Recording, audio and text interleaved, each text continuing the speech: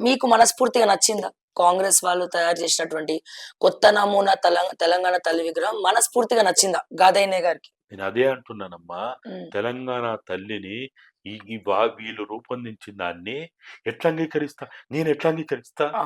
నేను చెప్తున్నా గదా! హ్మ్. హ్మ్. నా తల్లి నాకిది నేర్పలే. హ్మ్. బానిసగా బతకమనలే. హ్మ్. పాలకుల పాదాలు నొచ్చుకుంటూ వాళ్ళ భజన చేసుకుంటూ కూర్చోమనలే.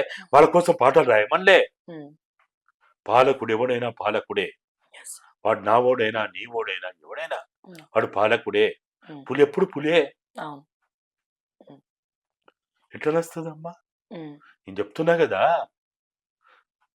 ఆదివాసీల ఆదివాసీలు ఈ రాష్ట్రంలో ఆదివాసీలు ఎంతమందున్నారు? దళితులు ఎంతమందున్నారు? బహుజనులు ఎంతమందున్నారు? హ్మ్. వాళ్ళు వాళ్ళు ఆరాధించే దేవతలెవరు? వాళ్ళు ఊహించుకునే తెలంగాణ తల్లి ఎవరిది? హ్మ్. హ్మ్. తెలంగాణ తల్లి ఎవరమ్మా? అంటే ఇగోస్‌కి పోతున్నారు గదా! ఇగో అమ్మా ఇది ఇక్కడేంటంటే ఇది తెలంగాణ కేసీఆర్ రూపకల్పన ఇది.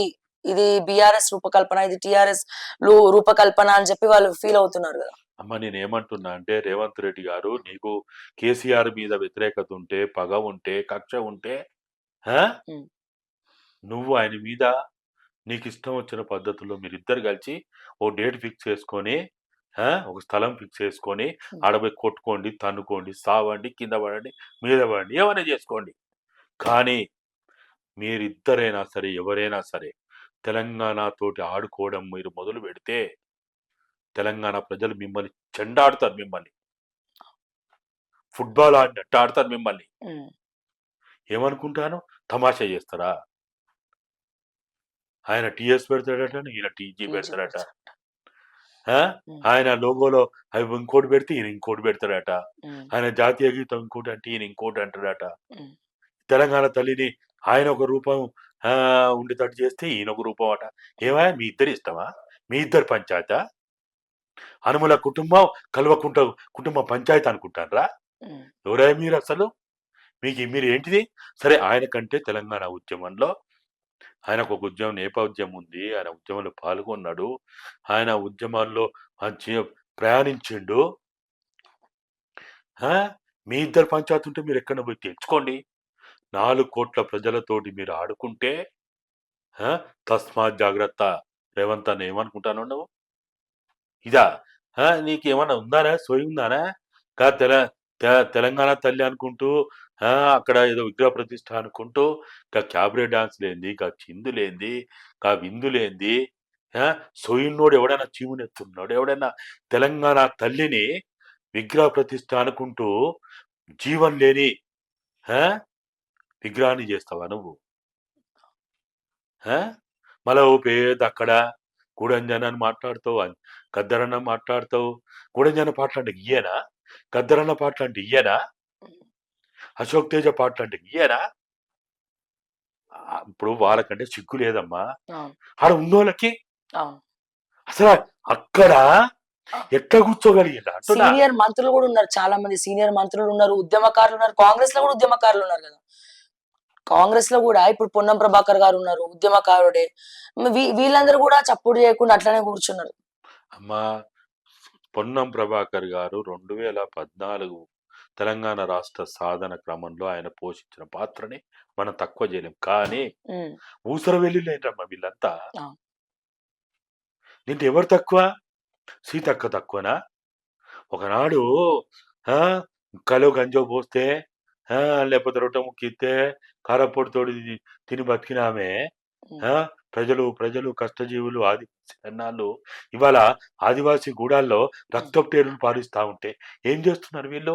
అవును. వీళ్ళెవ్వరు గూడా గత చరిత్ర వాళ్ళది గొప్పదే కాదంటలేను. పొన్నం ప్రభాకర్ అయినా, లేకపోతే ఆ ఉద్యమంలో పాల్గొన్న ఈరోజు కాంగ్రెస్ పార్టీలో ఉన్న ఎవ్వరైనా సరే, హ్మ్. వాళ్ళనెప్పుడు మేము గౌరవిస్తాం, అభిమానిస్తాం.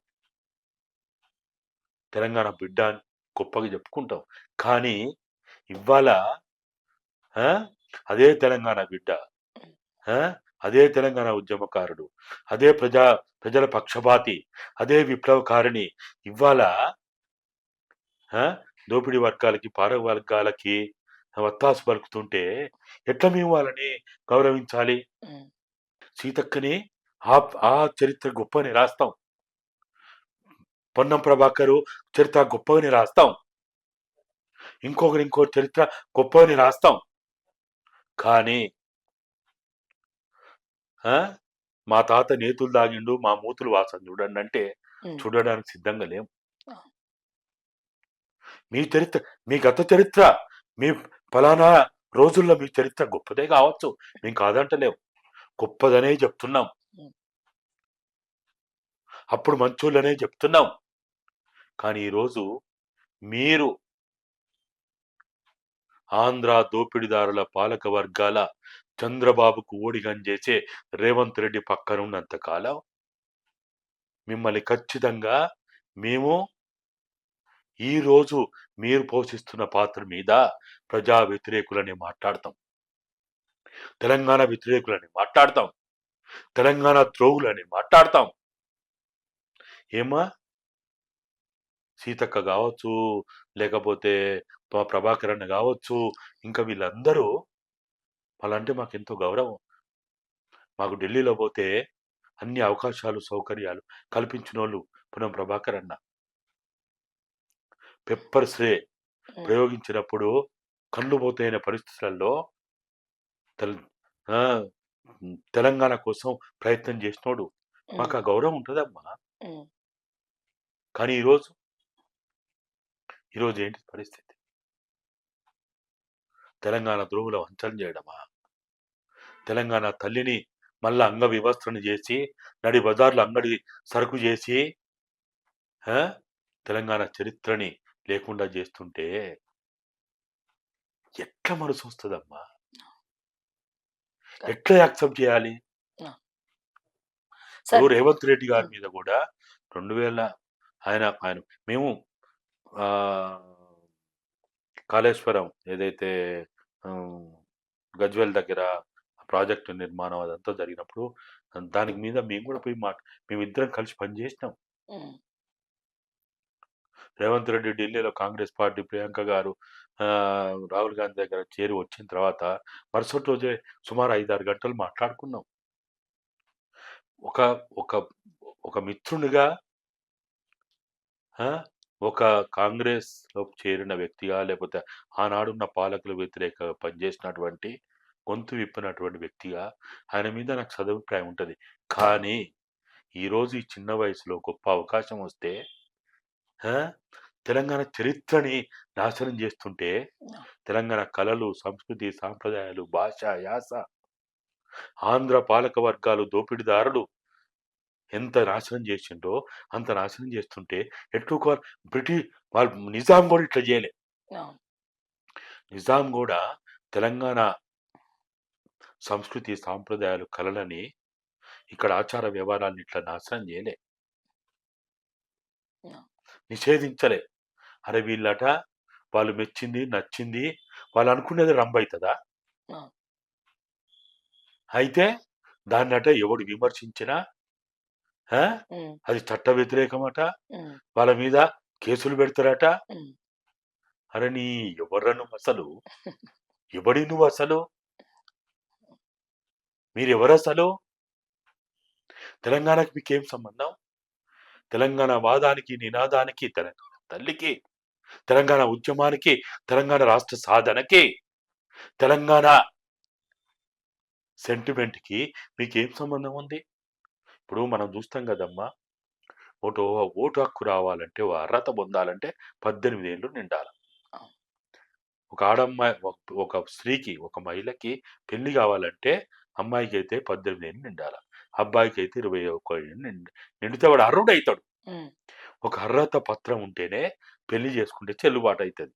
ఒక అర్హత పత్రం ఉంటేనే ఆ, ఉమ్, దాన్ని పట్టుకొని పోతేనే నువ్వు ఓటు వేయడానికి వీలవుతుంది. ఉమ్, ఇవాళ రేవంత్ రెడ్డికి తెలంగాణ గురించి మాట్లాడడానికైనా, తెలంగాణ తల్లి గురించి మాట్లాడడానికైనా ఆ, ఆయనకి ఏం అర్హత ఉందమ్మా? ఏం అర్హత ఉంది? ఏ అర్హత పాటుగా ఇవాళ మీరు ఇవన్నీ చేస్తా ఉన్నారు? ఆయనట 9 మందికి అవార్డు ఇస్తాడట. ఉమ్, ఆ? ఉమ్, ఆయన ఎవరు అసలు ఇవ్వడానికి? అసలు అర్హత, నీకేం అర్హత ఉంది? అర్హత ఉండాలి కదా. నేను ఏదైనా పని చేయాలంటే నాకు అర్హత ఉండాలా. ఒక ఇంటర్మీడియట్ పోవాలంటే ఒక అర్హత ఉంటది. ఓ డిగ్రీ పోవాలంటే ఒక అర్హత ఉంటది. ఓ పీజీ పోవాలంటే ఒక అర్హత ఉంటది. ఏదన్నా ఒక ఎంట్రన్స్ రాస్తే ఎలిజిబుల్ అయితే ర్యాంక్ వస్తే అప్పుడు వాడు ఆ ఇంటర్వ్యూ పోవడానికో లేకపోతే అక్కడ దేనికో పోవడానికి అర్హత ఉంటది.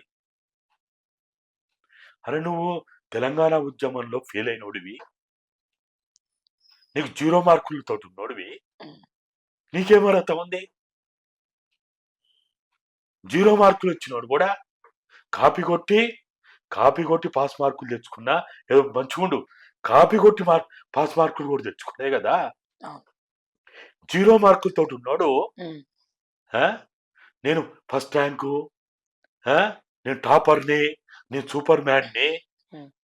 తెలంగాణ తల్లి నీ గురించి మాట్లాడతా, నేనే రూపకల్పన చేస్తా అని అంటే ఎట్లయితుందమ్మా అది?